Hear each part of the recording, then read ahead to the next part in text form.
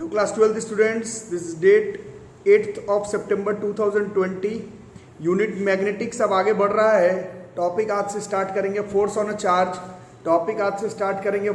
Charge. जो लोग NCERT पढ़ रहे थे उन लोग बता रहे थे कि पहले फोर्स ऑन अ चार्ज ही किताब में दिया हुआ है, बट आपका जो न्यू सिलेबस आया है बोर्ड्स में उसमें जैसे जैसे दिया हुआ है रिवाइज्ड सीबीएसई सिलेबस के हिसाब से ही हम लोग बढ़ रहे हैं. नेक्स्ट टॉपिक है फोर्स ऑन अ चार्ज. ये इतना जो लैंग्वेज लिखा हुआ है उसको तुम लोग देख लेना. फोर्स ऑन अ चार्ज में जो टॉपिक है उसको मैं थोड़ा सा आपको अभी समझा दूं. फोर्स ऑन अ चार्ज में जो टॉपिक अभी थोड़ा सा पढ़ना है उसको मैं अभी आपको थोड़ा सा समझा देता हूं. सबसे पहला जो टॉपिक है उसमें है motion of a charged particle inside electric field. ये बहुत बार एनडीए के एग्जामिनेशन में, नीट के एग्जामिनेशन में, जेईई मेंस के एग्जामिनेशन में थ्योरेटिकल क्वेश्चंस पूछ चुका है. आपके इस बार बोर्ड्स के सिलेबस में ही नहीं है, बट 2 मिनट लगेगा ये समझने में, तो इसको हम लोग फटाफट समझ लेते हैं. ये देखो, ये इलेक्ट्रिक फील्ड सेटअप किया. मान लो कैपेसिटर का ही 2 प्लेट है या फिर कोई भी पॉजिटिव और निगेटिव प्लेट है, इसके बीच में सेटअप किया है मैंने यूनिफॉर्म इलेक्ट्रिक फील्ड. इस यूनिफॉर्म इलेक्ट्रिक फील्ड में अगर एक चार्ज पार्टिकल है पॉजिटिव चार्ज Q, उसको जैसे ही अपन इंट्रोड्यूस करवाएंगे इस यूनिफॉर्म इलेक्ट्रिक फील्ड के बीच में, तो उसका पाथ, मान लो उसको इंट्रोड्यूस किया था OX पाथ पर, किस पाथ पर जाने के लिए इंट्रोड्यूस करवाया था, वो चार्ज जैसे OX में जा रहा था, बट ये जो फोर्स है इलेक्ट्रिक फील्ड का, इसके वजह से क्या होगा, उस चार्ज पार्टिकल का डायरेक्शन मैंने तो माना था कि ऐसे जाएगा B ऐसे, बट वो ऐसे नहीं जाकर के क्या करेगा, ये जो पॉजिटिव निगेटिव इलेक्ट्रिक फील्ड के वजह से जो फोर्स लगता है उसके वजह से ये जो चार्ज पार्टिकल का डायरेक्शन बिल्कुल OX में मारा था, वो OX नहीं होते हुए कर्वीलिनियर मोशन फॉलो कर जाएगा. और inside electric field charge particle, ये बहुत बार आया है एग्जामिनेशन में, moves along the curved path O से A, इस डायरेक्शन में मूव करने लगेगा. मैंने चलाया तो B से था OX पर, बट ये कर्वीलिनियर पाथ फॉलो करेगा और जो पाथ होगा वो पैराबोलिक होगा. ठीक है. प्रूफिंग अगर देखते हैं, इस बार बोर्ड्स के सिलेबस में है नहीं, बट फटाफट अगर देख लेते हैं. प्रोजेक्टाइल मोशन अगर क्लास 11 का याद हो, या फिर simple motion in a plane अगर आपको क्लास 11 का याद हो, तो इसको थोड़ा सा सेटअप कर लेते हैं. पॉजिटिव चार्ज है, निगेटिव चार्ज है, बीच में D है, इसके वजह से एक इलेक्ट्रिक फील्ड सेटअप हो जाएगा. यूनिफॉर्म इलेक्ट्रिक फील्ड का फॉर्मूला हमने पिछले 2-3 चैप्टर से लगातार पढ़ा है, V/D हो जाएगा. एक पार्टिकल है, चार्ज Q है, पॉजिटिव है, मास M है, उसको इंटर करवाएं OX पर. एंट्री मैंने इस तरह से करवाया है, एंट्री OX में करवाया है, और इलेक्ट्रिक फील्ड का सेटअप ऐसा Y डायरेक्शन की तरफ है. इलेक्ट्रिक फील्ड का सेटअप देख रहे हो, ऐसा Y डायरेक्शन की तरफ है. इलेक्ट्रिक फील्ड का सेटअप पॉजिटिव से नेगेटिव पहले पढ़ चुके हम लोग. Y डायरेक्शन की तरफ इलेक्ट्रिक फील्ड है, चार्ज पार्टिकल ऐसे X डायरेक्शन की तरफ घुसा है ना. प्रोजेक्टाइल मोशन अगर याद हो क्लास 9 का, या फिर मोशन इन अ प्लेन, ये 2 तरह से ये जो ऑब्जेक्ट है मूव कर रहा है.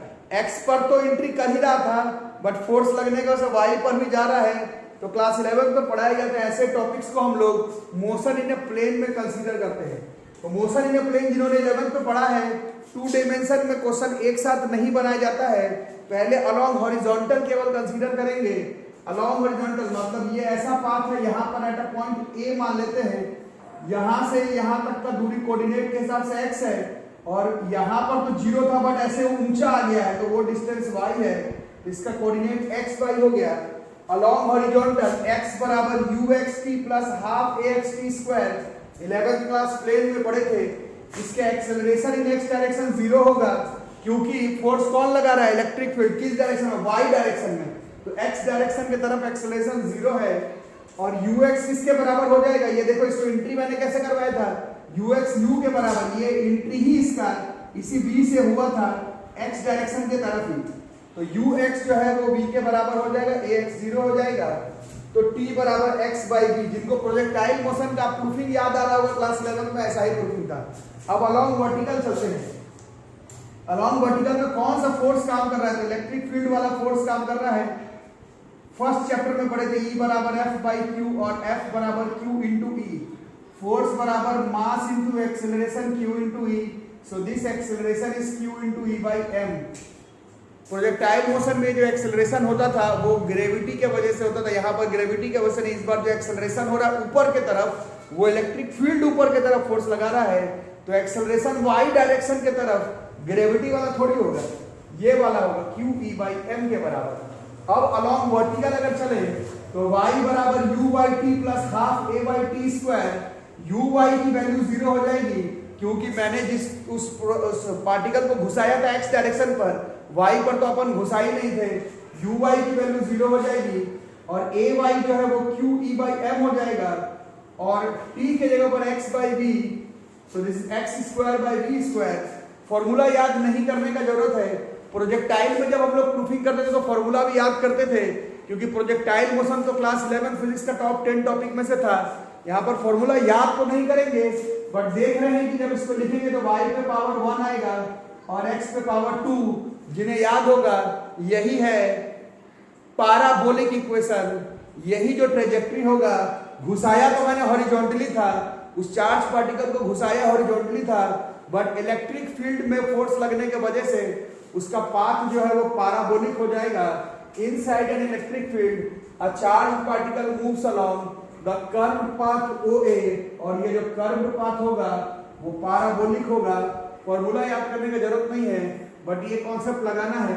टॉपिक का नाम क्या है? Force on a charge. अभी इस चार्ज पर फोर्स लगाया किसने? इलेक्ट्रिक फील्ड ने।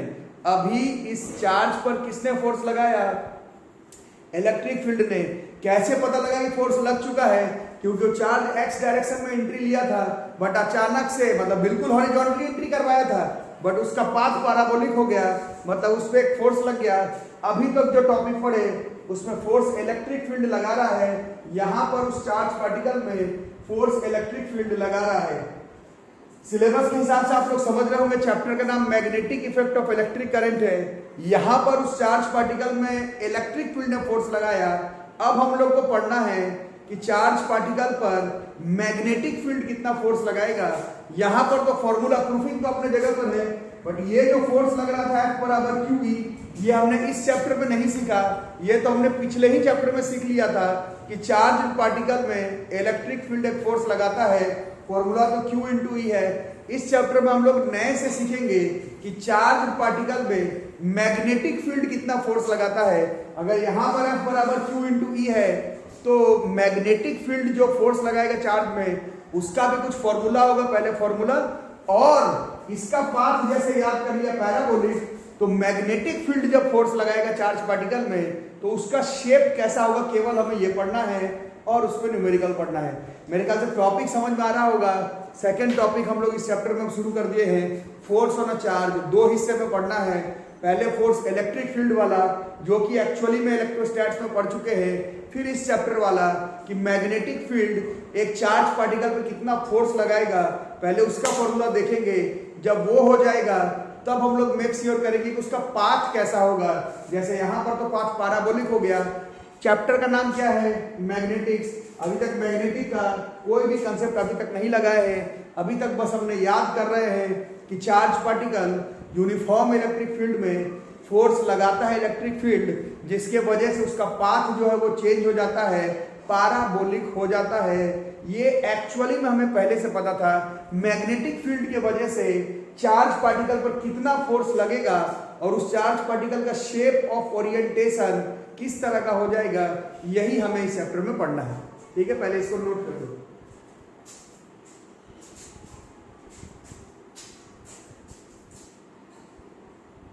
तो सवाल है कितना फोर्स लगाएगा। तो अब topic of force on a charge moving in a magnetic field. Force on a charge moving in a magnetic field. पहली बात तो ये समझ लो कि पढ़ना क्यों है। ऐसा थोड़ी है कि भास्कर भैया पढ़ाना है तो पढ़ लेना है।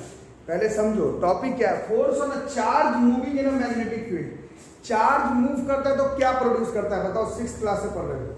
Moving charges produces electric current, और इस पूरे चैप्टर में आपने पढ़ा है electric current can create magnetic field. तो वो जो चार्ज मूव कर रहा है उसका अपना मैग्नेटिक फील्ड है और उस मैग्नेटिक फील्ड क्रिएट करता हुआ चार्ज को एक और मैग्नेटिक फील्ड में प्लेस कर दोगे तो उस मैग्नेटिक फील्ड और मैग्नेटिक फील्ड के बीच में अट्रैक्शन चाहे रिपल्सन के वजह से एक फोर्स लगेगा, और वही टॉपिक है हमारा force on a charge moving in a magnetic field.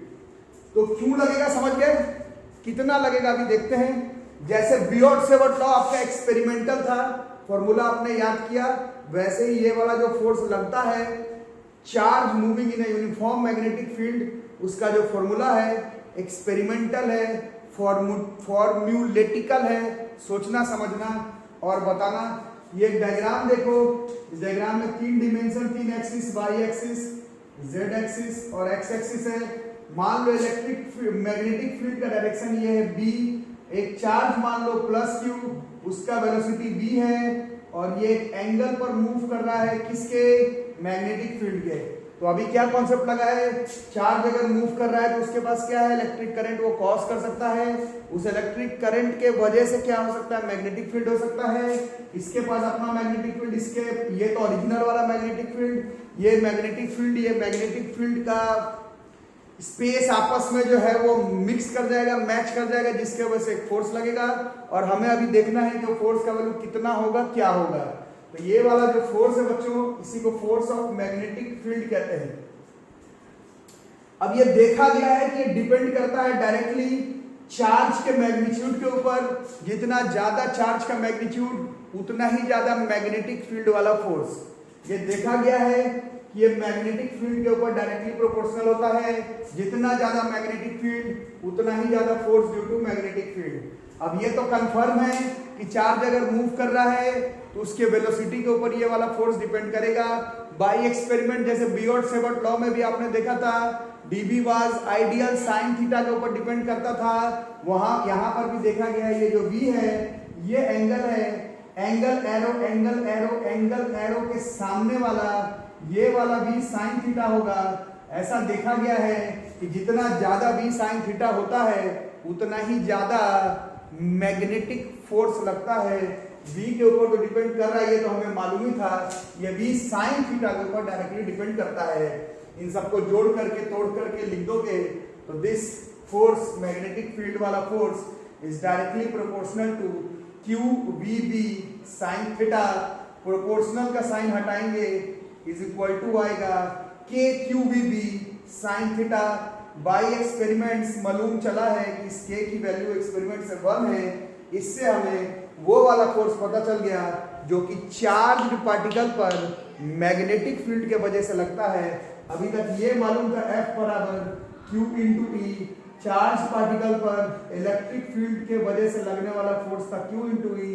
आज पता चला यह है B Q V sine theta, ये मैग्नेटिक फील्ड वाला फोर्स है, ये भी मूव करता हुआ चार्ज पर लगता है। तो this is QVB sine theta.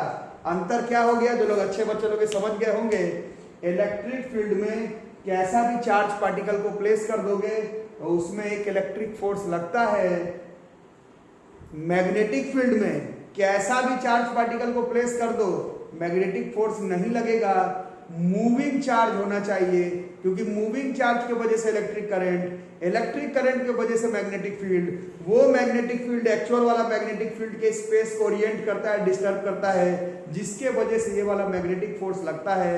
इससे आप समझ लेना, फॉर्मूला से तो दिख रहा है, इसमें बस चार्ज हो तो फोर्स लगेगा इलेक्ट्रिक फील्ड में। मैग्नेटिक फील्ड में सिर्फ चार्ज नहीं, वो चार्ज मूव करना चाहिए, उसके पास कुछ वेलोसिटी होना चाहिए, तब जाकर के उसमें मैग्नेटिक फोर्स लगेगा। This is BQB sine theta.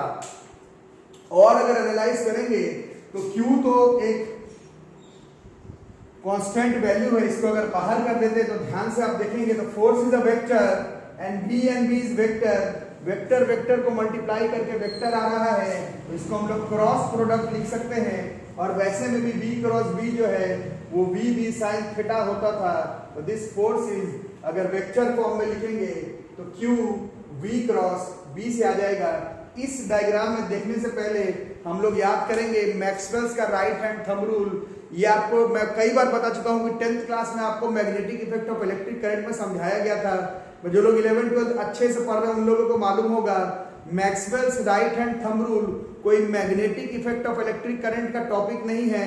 ये तो हर उस जगह पर लगता है जहां पर क्रॉस प्रोडक्ट होता है, A क्रॉस B करके जब तीसरा वाला वेक्टर क्वांटिटी आता है तो उसमें हम लोग Maxwell's right and thumb rule लगाते ही हैं।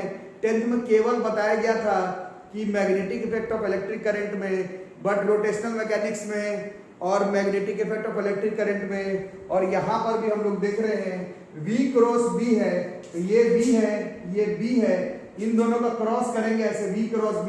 हाथ निकालो अपना, हाथ डायरेक्ट निकालो, हाथ दाहिना हाथ निकालो, Maxwell's right hand thumb rule.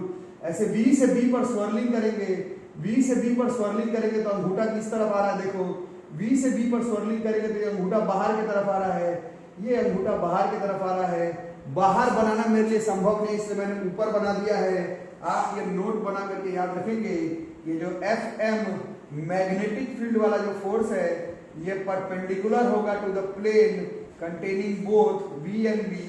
V cross B है, V क्रॉस B है बॉस, V क्रॉस B है, तो इसको हम लोग याद रखेंगे। तो आज के बाद याद रखना है, चार्ज पार्टिकल को इलेक्ट्रिक फील्ड में रखेंगे तो उसमें एक फोर्स लगेगा Q into E। Charge particle को अगर मैग्नेटिक फील्ड में रखते हो बट वो चार्ज पार्टिकल मूव करना चाहिए तो उसमें एक मैग्नेटिक फोर्स लगता है और उसका फॉर्मूला BQV साइन थीटा है और वेक्टर फॉर्म में Q into V cross B है। इससे अपन ये बता सकते हैं कि ये जो फोर्स है वो V और B दोनों पर परपेंडिकुलर होता है। दिस इज FM बराबर Q into V cross B।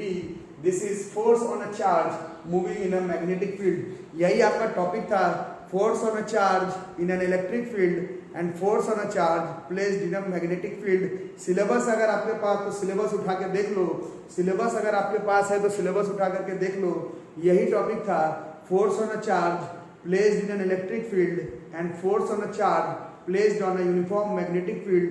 But हर चीज सिलेबस पर बेस्ड नहीं है, हम लोग इस पर थोड़ी सी और बातें करेंगे, बट टॉपिक यही आपके बोर्ड्स के एग्जामिनेशन में पढ़ना है इस बार।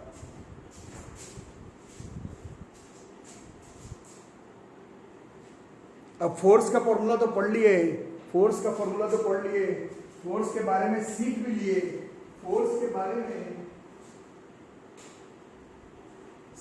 लिए, अब थोड़ा सा टॉपिक को मैच कर देते हैं। याद होगा बी के बारे में, जब से ये चैप्टर स्टार्ट हुआ है तब से आपको बी दिख रहा है। बायोट सेवोट लॉ से स्टार्ट हुआ था, dB बराबर mu naught by 4 pi ideal sine theta by R square chapter start हुआ था।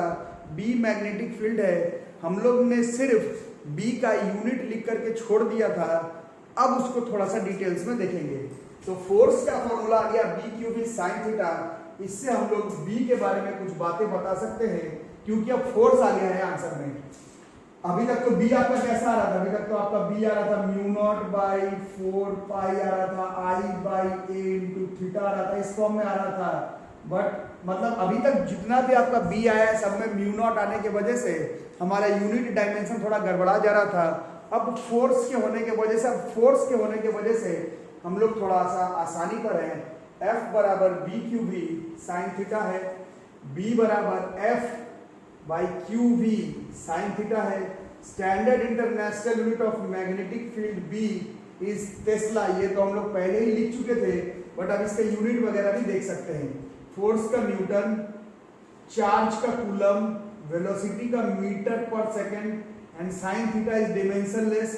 Coulomb per second, charge by time, coulomb per second is ampere denominator में रह गया तो न्यूटन पर एम्पियर पर मीटर, ये इसका यूनिट है।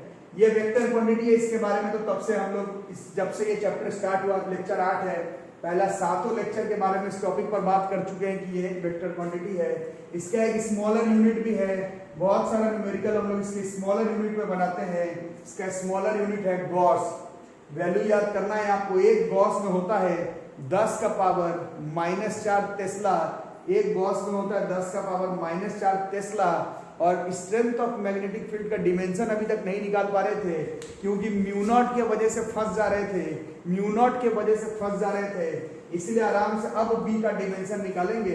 तो बी का डिमेंशन निकालना बहुत ही आसान है हमारे लिए। ऊपर है न्यूटन का NLT-2, चार्ज का AT या फिर IT, metre per second LT-1, खुद से भी कर सकते हो, ये T से T-1 कट जाएगा, L से L कट जाएगा, n पे पावर 1, t पे पावर -2, एम्पियर पे पावर -1, ये हम लोग का b का डिमेंशन हो गया। ठीक है, तो पढ़ तो कुछ और रहे थे, बट पढ़ते पढ़ते b का डायमेंशन, b का यूनिट के बारे में हमें मालूम चल गया। अब जब ये कर ही रहे हैं, जब ये कर ही रहे हैं तो म्यू नॉट को क्यों छोड़ा जाए? हम लोग पढ़ कुछ और रहे थे, समझ में आ रहा है? अब बहुत लोग तो जुड़े हुए नहीं है, जो लोग जुड़े हुए हैं अब उन लोग में से कुछ लोगों को नहीं समझ में आ रहा होगा, बाकी लोग को बहुत मजे से समझ में आ रहा होगा। शुरुआत तो बियॉर्ड सेवर्ट से किए, म्यू नॉट का डायमेंशन वगैरह नहीं पढ़े। अब क्योंकि अब बी एफ के साथ कनेक्ट हो गया है, एफ का यूनिट डायमेंशन हमें मालूम है, तो अब हम लोग बाकी के डायमेंशंस को भी क्लियर कर सकते हैं। इसको अगर मैं यहां पर रहने दूं और इसको अगर मैं मिटा दूं तो म्यू नॉट के बारे में भी, उसका डायमेंशन भी हम लोग निकाल लेते हैं, डायमेंशंस। तो म्यू नॉट क्या था हमारा? म्यू नॉट था एब्सोल्यूट, ये था permeability of free space.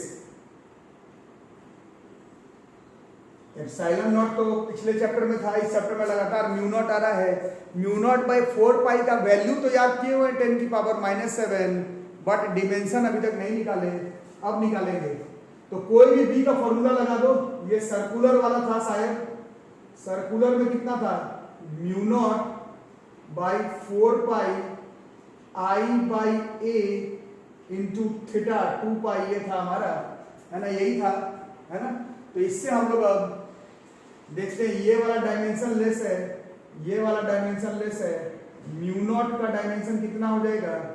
Mu naught का डायमेंशन हो जाएगा बी इज एम, टी पर पावर -2, ए पर पावर -1 इंटू ये ए लेंथ था, उधर गया तो लेंथ का एल, और फिर आई नीचे आ गया, फिर एक आई मतलब एम्पियर फिर नीचे आ गया। सो दिस इज एम, ए पर पावर -2, एल टी पर पावर -2, ये म्यू नॉट का डायमेंशन हो गया। एम ए पर पावर -2, एल टी पर पावर -2। कर कुछ और रहे थे, पढ़ कुछ और रहे थे force on a moving charge placed in a magnetic field, but unit dimension mu naught का और बी का निकालने लगे। लिख लो, अब इसी चीज को लिख लो, अब इसी चीज को लिख लो जी, अब इसी चीज को लिख लो। when a charge q moving with velocity b inside magnetic field of strength b, then force on the charge F बराबर जो Q V क्रॉस B, यही जस्ट अभी आपको पढ़ाया गया है। इस फोर्स को ही हम लोग कहते हैं मैग्नेटिक लॉरेंट्ज फोर्स। ये V cross B, Q into V cross B, this is our magnetic Lorentz force. ठीक है, अब आगे, if in addition to magnetic field of strength B and electric field of strength E also acts, मान लो electric field भी हो और ये जो कॉन्सेप्ट लगाया हो वो भी हो, तो हमें तो मालूम है कि इलेक्ट्रिक फील्ड कितना फोर्स लगाता है, तो Q इंटू E लगाता है, और मैग्नेटिक फील्ड के वजह से ये फोर्स लगता है, तो ये दोनों ऐड हो जाएगा, Q into E plus Q into V cross B। इस फोर्स को हम लोग टोटल मैग्नेटिक लॉरेंट्ज फोर्स कहते हैं। और नोट बना करके लिख लेना है कि magnetic Lorentz force does no work, force तो है बट ये चार्ज पर वर्क नहीं करता है। 9th क्लास का कॉन्सेप्ट है, और you can say 11th class का कॉन्सेप्ट है। वर्क डन बराबर पढ़े थे Fs cos थीटा होता है, फोर्स और डिस्प्लेसमेंट के बीच का एंगल वर्क डन को डिसाइड करता है। तो यहाँ पर चार्ज का मोशन और फोर्स कितने डिग्री पर है? 90 डिग्री पर। अभी क्या बताएगा, ये जो फोर्स है वो V और B दोनों पे परपेंडिकुलर, V का डायरेक्शन किस तरफ होता है? जहां डिस्प्लेसमेंट का डायरेक्शन होता है। मतलब ये जो फोर्स और डिस्प्लेसमेंट है लॉरेंट्ज फोर्स के केस में वो 90 डिग्री पर है। इसके वजह से ये मैग्नेटिक लॉरेंट्ज फोर्स तो है but it does no work on the charge at it as it always acts perpendicular to the motion of the charge. तो ये सब टॉपिक आपको पढ़ना था, force on a charge moving in a magnetic field.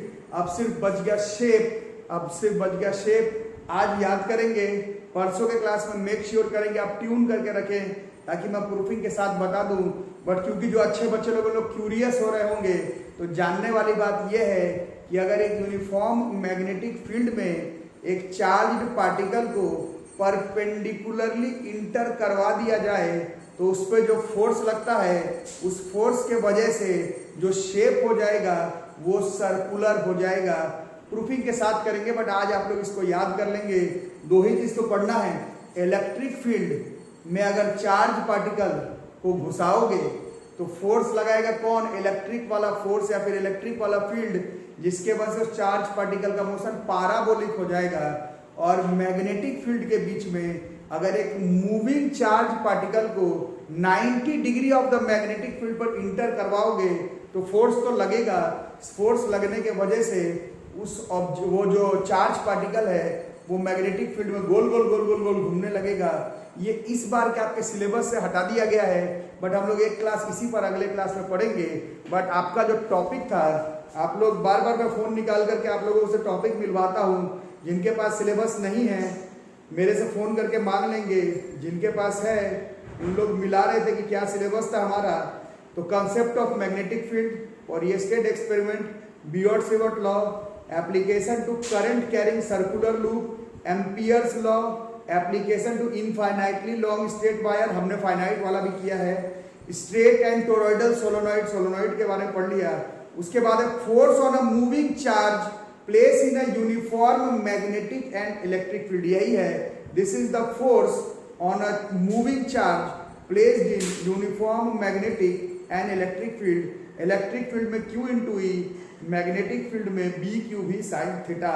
इतना ही topic है, syllabus जिन लोगों के पास है सिलेबस मिला करके पढ़ेंगे।